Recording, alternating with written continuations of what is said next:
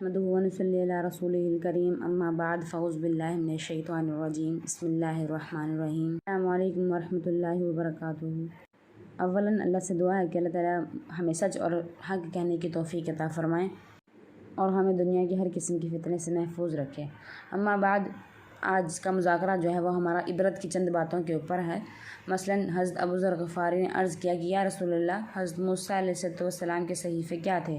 آپ نے فرمایا کہ ان میں سب عبرت کی باتیں تھیں، اور ان میں سے چند کا مضمون یہ ہے کہ حضرت موسیٰ علیہ السلام کے صحیفے میں لکھا گیا کہ مجھے اس آدمی پر تعجب ہے جسے موت کا علم ہے اور پھر بھی وہ ہنستا ہے اور خوش رہتا ہے، یعنی موت کی فکر نہیں کرتا۔ اور دوسرا یہ کہ مجھے اس آدمی پر تعجب ہے جسے جہنم کا یقین ہے اور پھر بھی وہ ہنستا ہے۔ تیسرا یہ کہ مجھے اس آدمی پر تعجب ہے جسے تقدیر کا یقین ہے اور پھر وہ اپنے آپ کو بلا ضرورت تھکا دیتا ہے۔ اور فرمایا کہ مجھے اس آدمی پر تعجب ہے جس نے دنیا کو دیکھا اور یہ بھی دیکھا کہ دنیا آنی جانے والی چیز ہے، ایک جگہ رہتی نہیں ہے، اور پھر مطمئن ہو کر اس سے دل لگا بیٹھتا ہے۔ فرمایا کہ حضرت موسیٰ علیہ السلام کے صحیفے میں فرمایا گیا کہ مجھے اس آدمی پر تعجب ہے جسے کل قیامت کے حساب کتاب پر یقین ہے اور پھر بھی وہ عمل نہیں کرتا۔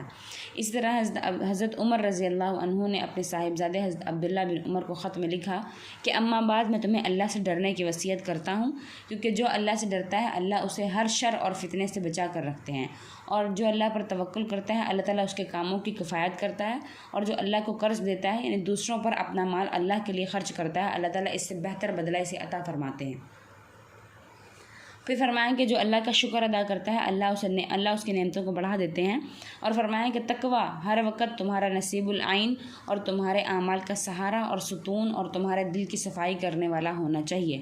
جس کی کوئی نیت نہیں ہوگی اس کا کوئی عمل جو ہے وہ معتبر نہیں ہوگا۔ جس نے ثواب لینے کی نیت سے عمل نہ کیا اسے اجر نہیں ملے گا۔ پھر فرمایا کہ جب تک کہ پہلا کپڑا پرانا نہ ہو جائے تو نیا نہیں پہننا چاہیے۔ حضرت عقبہ بن ابو صہبا کہتے ہیں کہ جب ابن ملجم نے حضرت علی کو خنجر مارا تو حضرت حسن ان کی خدمت میں حاضر ہوئے۔ حضرت حسن رو رہے تھے۔ حضرت علی نے فرمایا کہ اے میرے بیٹے، کیوں رو رہے ہو؟ عرض کیا کہ میں کیوں نہ رہوں جبکہ آپ اور آپ کا آخرت کا پہلا دن اور دنیا کا آخری دن جو ہے۔ حضرت علی نے فرمایا کہ 4 اور 4 کل 8 چیزوں کو اپنے پلے باندھ لو، ان 8 چیزوں کو تم اختیار کرو گے تو پھر تمہارا کوئی عمل تمہیں نقصان نہیں پہنچا سکے گا۔ حضرت حسن نے عرض کیا کہ اب اے ابا جان وہ چیزیں کیا ہیں؟ فرمایا کہ سب سے بڑی مالداری عقل مندی ہے، یعنی سب سے بڑا مال جو ہے وہ عقل مندی ہے۔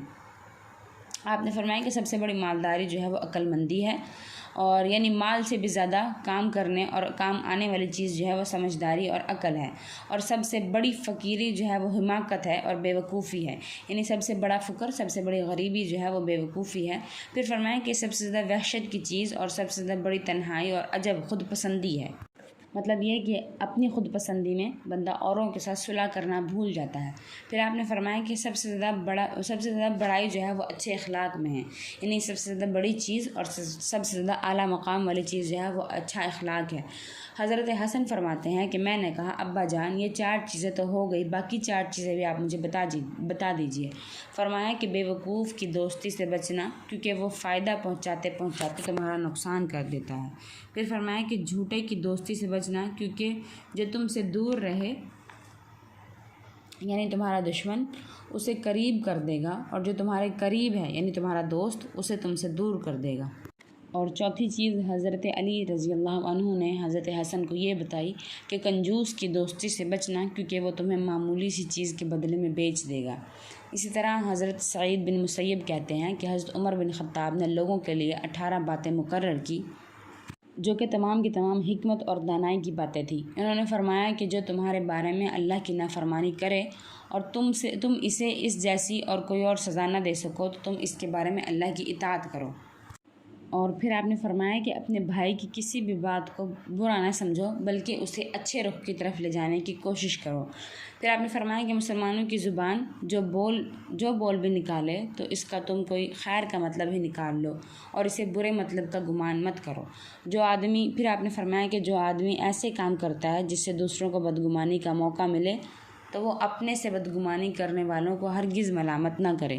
یعنی اگر آپ کے کلام سے بدگمانی پھیلتی ہے تو آپ دوسروں کو اپنے کلام کی بدگمانی کا الزام نہ دیں۔ اور پھر آپ نے فرمایا کہ جو اپنے راز کو چھپائے گا اختیار اس کے ہاتھ میں رہے گا، یعنی اپنے معاملات کے راز کو چھپانے سے بندے کے معاملات کا اختیار اس کے ہاتھ میں رہتا ہے۔ پھر آپ نے فرمایا کہ سچے بھائیوں کے ساتھ رہنے کو لازم پکڑو اور ان کے سایہ خار میں زندگی گزارو، کیونکہ وسعت اور اچھے حالات میں وہ لوگ تمہارے لیے زینت کا ذریعہ بنیں گے اور مصیبت میں حفاظت کا سامان بنیں گے۔ پھر فرمایا کہ ہمیشہ سچ بولو، چاہے سچ بولنے سے جان ہی کیوں نہ چلی جائے۔ پھر آپ نے فرمایا کہ بے فائدہ اور بیکار کاموں میں نہ لگے رہو۔ پھر فرمایا کہ جو بات ابھی پیش نہیں آئی ہے اس کے بارے میں مت پوچھو، کیونکہ جو پیش آ چکا ہے اس کے تقاضوں سے ہی کہاں فرصت مل سکتی ہے۔ یعنی آنے والے معاملات کا سوال جواب کرنے سے بہتر یہ ہے کہ تم موجودہ معاملات کو سنوارنے کی کوشش کرو۔ اور آپ نے فرمایا کہ اپنی حاجت کبھی بھی اس شخص کے پاس نہ لے کر جاؤ جو یہ نہیں چاہتا کہ تم کامیابی حاصل کر لو۔ فرمایا کہ جھوٹی قسم کو ہلکا نہ سمجھو ورنہ اللہ تعالیٰ تمہیں ہلاک کر دیں گے۔ پھر فرمایا کہ بدکاروں کے ساتھ نہ رہو ورنہ تم بھی ان کی بدکاری سیکھ لو گے۔ آپ نے فرمایا کہ اپنے دشمن سے الگ رہو، اور آپ نے فرمایا کہ اپنے دوست سے بھی چکنے رہو، لیکن اگر وہ امانت دار ہے تو پھر اس کی ضرورت نہیں ہے کہ اس سے چوکنا رہا جائے، کیونکہ آپ نے فرمایا کہ کیونکہ امانت دار وہی شخص ہوتا ہے جو اللہ سے ڈرتا ہو۔ پھر آپ نے فرمایا کہ قبرستان میں جا کر خشوع اختیار کیا کرو۔ پھر آپ نے فرمایا کہ اللہ کی فرما برداری کا کام کرو تو عاجز اور انکساری کے ساتھ اسے اختیار کرو۔ پھر آپ نے فرمایا کہ جب اللہ کی نافرمانی ہو جائے تو اللہ کی پناہ چاہو۔ آپ نے فرمایا کہ اپنے تمام معاملات ان لوگوں کے ساتھ مشورہ لو، یعنی ان لوگوں کے ساتھ اپنے معاملات کا تذکرہ کرو جو اللہ سے ڈرتے ہوں، کیونکہ اللہ تعالیٰ فرماتے ہیں کہ انما یخشی اللہ من عبادہ العلماء، کہ اللہ تعالیٰ اپنے انہی بندوں کو علماء بناتے ہیں، یعنی انہی بندوں کو علم کی عظمت دیتا ہے جو اللہ تعالیٰ سے ڈرتے ہوں۔ اللہ سے دعا ہے کہ اللہ تعالیٰ ان تمام اچھی خصلتوں کو ہمارے اندر ڈال دے اور بری خصلتوں سے ہمیں محفوظ رکھے۔ وآخر دعوانا الحمد للہ رب العالمین۔